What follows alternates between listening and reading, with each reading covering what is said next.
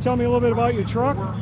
Yeah, so we got, I'm Jason Wehrli with Wehrli Custom Fab, and we've got our shop L5P out here. It's a standard cab, and we've got our prototype S400 Turbo kit on here. It's got 100% over Exergy injectors, tuning from motor ops, and we're out here today trying to break into the 11s, be the fastest L5P right now that we know of.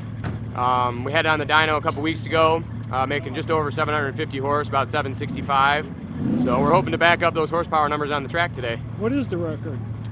We don't really know. I mean, offhand, as far as we know, we have the highest horsepower and quickest L5P there is right now, unless there's somebody out there that's, you know, not said anything about it. But there's a lot of hype around these trucks, and if there's anybody running fast, they're usually letting people know about it.